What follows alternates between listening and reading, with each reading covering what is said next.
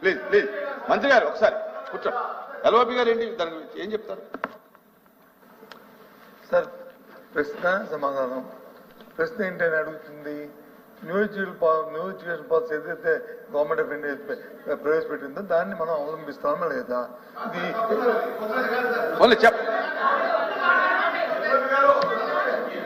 నీకు ఒప్పుకొని తెలుసు బాగుంటే విని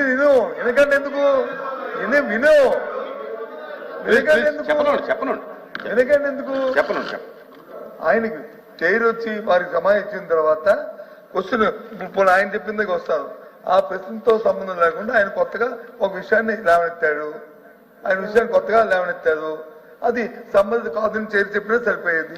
లేదు మంత్రి గారు వచ్చి దాని సమాధానం చెప్పి ఇప్పుడు చేస్తారు. అది ఈ సంవత్సరం కాదు, గత ప్రభుత్వంలోనే మ్యూజియం పాలసీని తీసుకోవాలి. గవర్నమెంట్ ఆఫ్ ఇండియా ఇంట్రడ్యూస్ చేసింది. దాన్ని అవలంబించడానికి రాష్ట్రాలకు వచ్చి అవకాశాలు ఇచ్చింది. ఆ రాష్ట్రం ఉన్న కాలమాన పరిస్థితుల ప్రకారం అక్కడ ఉన్న సందర్భాల ప్రకారము అక్కడ ఉన్న ప్రజల తాలూకు మనోభావాల ప్రకారము ఆ కార్యక్రమాన్ని చేస్తుంది.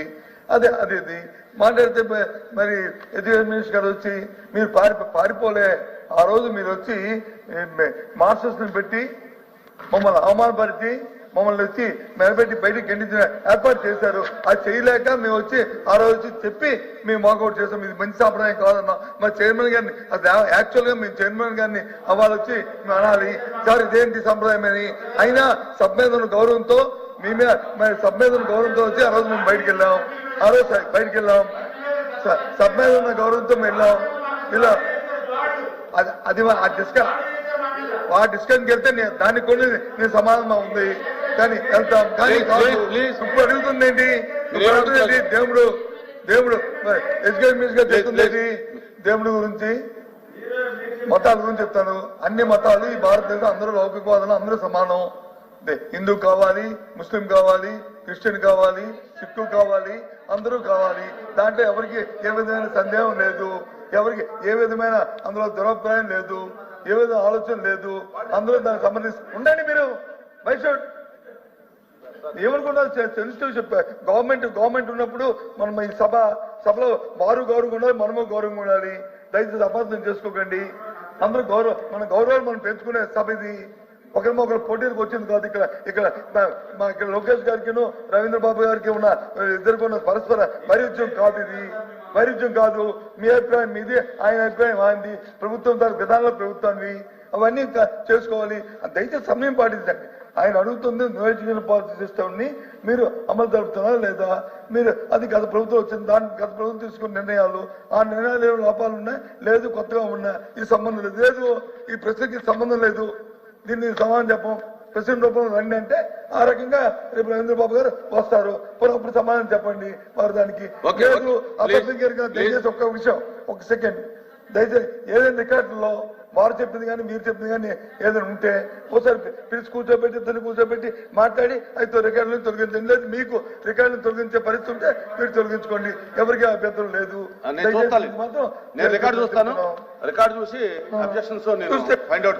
అధ్యక్ష తొలగిస్తారని రికార్డు చేసి తొలగించండి అని ఎల్ఓపి గారు చెప్పినందుకు హృదయపూర్వక ధన్యవాదములు. అధ్యక్ష ప్లీజ్ సార్ కూర్చోండి, చెప్పనివ్వండి మంత్రి గారిని కూర్చోండి. అరే మంత్రి గారు మాట్లాడుతుంటే ముఖ్యమైన విషయాలన్నీ మెంబర్స్ తెలగండి, ఇది బాగుండదండి, ఇది కరెక్ట్ కాదు. కూర్చోండి. గౌరవ సభ్యులు మీరు అడగండి, తర్వాత మళ్ళీ కావాలి క్లారిఫికేషన్. పాలవలస చెప్పిన తర్వాత మాట విక్రాంత్ గారు, లక్ష్మణ్ రావు గారు మాడుతూ మోడల్ ప్రైమరీ స్కూల్ మంచి విధానం అని చెప్పినందుకు హృదయపూర్వక ధన్యవాదాలు అధ్యక్ష. నేను చాలా స్పష్టంగా చెప్పదలుచుకుంది, పాదయాత్ర చేసినప్పుడు కూడా ఉపాధ్యాయులు నన్ను కలిశారు. జియో 117 గురించి నాకు చెప్పారు. తల్లిదండ్రులు కూడా ఆనాడు కలిశారు. వాళ్ళు ఎదుర్కొంటున్న సమస్యల పైన క్లియర్గా నాకు చెప్తాం జరిగింది అధ్యక్ష. గౌరవ సభ్యులకు ప్రశ్న అడిగారు అధ్యక్ష, జియో 117 ఎందుకు మీరు విత్డ్రా చేస్తున్నారు, కారణం ఏంటి అని గౌరవ సభ్యులు అడిగారు అధ్యక్ష. దానికి ప్రధానమైన కారణం జియో 117 అమలు వల్ల ఫస్ట్ టు 10th గ్రేడ్, నేను ఫస్ట్ టు 10th గ్రేడ్ గురించి మాట్లాడుతున్నా, 10,49,596 మంది విద్యార్థులు ప్రభుత్వ పాఠశాలలకి దూరం అయ్యారు. అది ఫస్ట్ పాయింట్. రెండోది, ఫ్రాగ్మెంటేషన్ ఆఫ్ స్కూల్ వల్ల 10 పిల్లల కన్నా తక్కువ ఉన్న పాఠశాలలు 21, 22లో 1215 ఉంటే అది 5312కి పెరిగినాయి. అంటే 4 రెట్లు ఎక్కువ పెరిగినాయి. ఇంకో పక్కన చూస్తే 20 కన్నా తక్కువ విద్యార్థులు ఉన్న పాఠశాలలు 5520 ఉంటే అది 14052 పాఠశాలలకి పెరిగినాయి. అంటే ఇది మీరు చూస్తే సింగిల్ టీచర్ నుంచి నేను ఫస్ట్ క్వశ్చన్ సమాధానం ఇచ్చాను. 12,512 పాఠశాలలు సింగిల్ టీచర్ పాఠశాలల వల్ల ఉన్నాయి. అందుకే ఆనాడు నేను మేనిఫెస్టోలో పెట్టలేదు, కానీ నేను అష్యూరెన్స్ ఇచ్చాను అధ్యక్ష. పాదయాత్రలో నేను అష్యూరెన్స్ ఇచ్చా కనుకనే నేను చాలా స్పష్టంగా జియో 117కి ప్రత్యామ్నాయం తీసుకొస్తామని చెప్తాం జరిగింది. దాంట్లో భాగంగా కూటమి ప్రభుత్వాన్ని ప్రజలు ఆశీర్వదించారు, దీవించారు, 164 స్థానాలకు గెలిపించారు. ఇది ప్రత్యామ్నాయం మేము తీసుకొస్తున్నాం. దాంట్లో భాగంగా నేను చాలా స్పష్టంగా గౌరవ సభ్యులు చెప్పాల్సింది 2-3 విషయాలు. ఒకటి, ఒక్క స్కూల్ కూడా ముయ్యద్దు అనేది ఫస్ట్ డైరెక్షన్. ఒక్క స్కూల్ కూడా ముయ్యకూడదు, అది ఫస్ట్ డైరెక్షన్. రెండోది నేనేమన్నానంటే లోకల్ కండిషన్స్ బట్టి ప్రజాప్రతినిధుల్ని, స్కూల్ మేనేజ్మెంట్ కమిటీని, తల్లిదండ్రులు అందరినీ భాగస్వామ్యం చేసి ఉన్న ప్రభుత్వ పాఠశాలల్లో ఇది అడ్మిషన్స్ ఎలా పెంచాలి దానిపైన మనందరం కలిసికట్టుగా శ్రద్ధ పెట్టాలి అని గౌరవ సభ్యులు అందరినీ కోరటం జరిగింది. మీరు ఈరోజు చూస్తే మోడల్ ప్రైమరీ స్కూల్కి వచ్చే గల 60 మంది విద్యార్థులు ఉంటే 1 క్లాస్ 1 టీచర్ మేము అందిస్తున్నాం. గౌరవ సభ్యులు చెప్పినట్లు ఇప్పటికే ఆ ఎక్సర్సైజ్ ఒక లెవెల్ వరకు వచ్చింది. సుమారుగా మా అంచనా ప్రకారం ఒక 7,000 నుంచి 8,000 పాఠశాలలు మోడల్ ప్రైమరీ స్కూల్ తీసుకుంటారు. 1 క్లాస్ 1 టీచర్ అందించగలుగుతాం. గౌరవ వైకాపా సభ్యుడు పాల్వలస విక్రాంత్ గారు చెప్తూ ఒక విషయం మాకు కోరారు. ప్రతి పంచాయతీకి మోడల్ ప్రైమరీ స్కూల్ ఉంటే బాగుంటుంది, పిల్లలకి లింక్ పెట్టుకోకుండా అన్ని పంచాయతీలకు ఇస్తే బాగుంటుందని కోరారు. నేను అనుకునేది ఏంటంటే కొన్ని పంచాయతీలో 5 పిల్లలు, 6, 7 పిల్లలు ఉన్నారు. అక్కడ క్లాస్కి ఒకరిని ఇవ్వలేము, అంత స్టాఫ్ మా దగ్గర లేదు ఉన్న పరిస్థితుల్లో. రెండో విడత అంటే ఇప్పుడు రిఫార్మ్స్ అన్ని, సంస్కరణలన్నీ జూన్ కల్లా పూర్తి చేస్తాం. దీంట్లో ఒక 7 నుంచి 8,000 ప్రజల సహకారంతో 9,000 అయినా ఆశ్చర్యపోవాల్సిన అవసరంలా.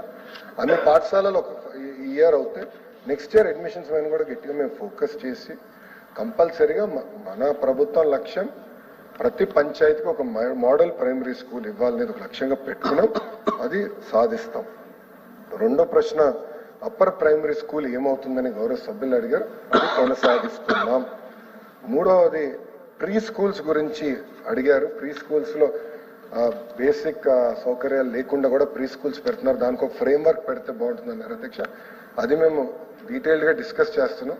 మా మధ్యలో డిపార్ట్మెంట్లోనే భిన్నాభిప్రాయాలు ఉన్నాయి దానిపైన. అంటే నాకు ఒక అభిప్రాయం ఉంది, టీంకి ఒక అభిప్రాయం ఉంది. అది మేము డిస్కస్ చేసిన తర్వాత ఒక నిర్ణయానికి వస్తాం. దాని తర్వాత అధ్యక్ష మన న్యాచురల్ బౌండరీస్ ఉంటాయి, అదేవిధంగా బ్యారియర్స్ ఉంటాయి. అంటే కాలువలు ఉండొచ్చు, చెరువులు ఉండొచ్చు, ఇంకో పక్కన నేషనల్ హైవే ఉండొచ్చు. కొన్ని దగ్గరలో ఏంటంటే లోకల్గా ఒప్పుకున్న, ఎస్ఎంసీఓలు ఒప్పుకున్నా మేము అక్కడికి వెళ్తామన్నా లేదు, నేషనల్ హైవే దాటి రావాలి పిల్లలు, ఒప్పుకోవట్లేదని చాలా స్పష్టంగా మేము చెప్తాం జరిగింది. ఎందుకంటే పొరపాటున ఒక్క యాక్సిడెంట్ జరిగిన జీవితాంతం నేను అది గుర్తుపెట్టుకోవాల్సి వస్తుంది, నాకు అది జరగకూడదు, అది చేయొద్దని చెప్పాను. ఎక్కడైతే అధికారులు బలవంతంగా చేస్తున్నారనేది గౌరవ సభ్యులు చెప్పారు, దయచేసి details we will take it up very serious. There is no second thought. ఎక్కడ బలవంతం అనేది లేదండి. ఇది గత ప్రభుత్వం లాగా మేము ఎక్కడ బలవంతం చేయం. మేము చర్చిస్తాం, డిస్కస్ చేస్తాం. మేమన్నా వాళ్ళని కన్విన్స్ చేస్తాం, వాళ్ళని మమ్మల్ని కన్విన్స్ చేస్తారు. ఇది జరగకపోతే యాజ్ ఇట్ ఈస్ కొనసాగుతుంది, అంతేగాని బలవంతాలు అనేది లేదు. నేను క్లియర్ గా అధికారులు కూడా చెప్పా, గౌరవ సభ్యులు కూడా మేము సెషన్ పెట్టుకున్నప్పుడు చెప్పాను అధ్యక్ష, ఎక్కడ ఈ విషయంలో మేము బలవంతం చేయం. మా లక్ష్యం ఒకటే, ప్రభుత్వ పాఠశాలని పటిష్టం చేయాలి, బలోపేతం చేయాలనేది ఒక లక్ష్యంగా పెట్టుకున్నాం. అనేక సంస్కరణలు తీసుకొస్తున్నాం అధ్యక్ష. ఇప్పుడు నారాయణ గారు ఉన్నారు, నేను కూడా చాలా అనుభవం ఉన్న వ్యక్తి. నేను విద్యాశాఖ మంత్రి అయినప్పుడు ఆయన ఒకటే చెప్పారు నాకు, నారాయణ సార్ నాకు ఒకటే చెప్పారు, 1 క్లాస్ 1 టీచర్ చేయండి, సింగులర్ ఫోకస్ చేయండి, మీకు సక్సెస్ వస్తుంది. గతంలో ఆయన ఎంఏయుడి మంత్రిగా ఉన్నప్పుడు మున్సిపల్ స్కూల్స్ అంతా నారాయణ సార్ కింద ఉండేది. అక్కడ 1 క్లాస్ 1 టీచర్ చేసాం, అద్భుతమైన రిజల్ట్స్ వచ్చినాయి. నీట్ కోచింగ్ ఇవ్వగలిగినాం, మన ఐఐటికి కూడా కోచింగ్ ఇవ్వగలిగినాం. ఆ ఫోకస్ గా చేయండి అని ఆయన కూడా సలహాలు ఇచ్చారు, ఇతర సభ్యులు కూడా సలహాలు ఇచ్చారు అధ్యక్ష. అందుకే ఇది బలోపేతం చేస్తున్నాం. ఇంతేకాదు ఒక లాస్ట్ పాయింట్ అధ్యక్ష, గవర్నమెంట్ జూనియర్ కాలేజీలు కూడా మేము బలోపేతం చేస్తున్నాం. ఈరోజు మేము ముందు నుంచి గర్వంగా చెప్తున్నాం అధ్యక్ష, మన కూటమి ప్రభుత్వం వచ్చిన తర్వాత అడ్మిషన్స్ ఆల్మోస్ట్ 8% పెరిగింది అధ్యక్ష. 8% గవర్నమెంట్ జూనియర్ కళాశాలలో మేము పెంచాం అధ్యక్ష. నెక్స్ట్ ఇయర్ ఇంకా పెరుగుతుంది, మీరు చూస్తారు. ఇప్పుడు ఎగ్జామ్స్ జరిగితే మంచి మార్కులు మా పిల్లలు సాధిస్తారని బలంగా నమ్ముతున్నాం అధ్యక్ష. ఎందుకంటే చాలా ఫోకస్ చేశాం, 10th ఇంటర్ పిల్లలకి చాలా ఫోకస్ చేశాం, బ్రిడ్జ్ కోర్సెస్ అందజేశాం. సొంత బిడ్డలకు ఎట్లయితే చూసుకుని అలా వీఆర్ వర్కింగ్ అధ్యక్ష. ఇంకా చేయాల్సింది ఉంది అధ్యక్ష, తొలి అడుగు మాత్రమే, ఇంకా చాలా చేయాల్సిన అవసరం ఉంది. చేసి చూపిస్తాను గౌరవ సభ్యులు తెలుసుకుంటూ మీరు అడిగిన ప్రశ్నలన్నింటికీ సమాధానం చెప్పాను. సూటిగా ఎడ్యుకేషన్ గురించి మాట కాబట్టి 3వ జాతీయ విద్యా విధానం 2020 పార్లమెంటులోనే చర్చ జరగకుండా ఆ జాతీయ విద్యా విధానం అమలు చేశామని చెప్పి ఎన్డీఏ ప్రభుత్వం చెప్పింది అధ్యక్ష. ఆ జాతీయ విద్యా విధానం అమలు చేసే కాలంలోనే ఇప్పటి ప్రతిపక్షం అధికారంలో ఉంది అధ్యక్ష. దాని మీద నో కామెంట్. అప్పటి విద్యాశాఖ మంత్రి కూడా ఆ విద్యా విధానం అమలు చేస్తున్నామని చెప్పాడు అధ్యక్ష. స్ట్రక్చరల్ చేంజెస్ కూడా వాళ్ళు చేశారు అధ్యక్ష. దానికి అనుకోండి, అందులో ఏది అనుకూలమైనటువంటిది అనుకుంటే వాళ్ళకు అనుకూలమైన పద్ధతిలో చేశారు సార్.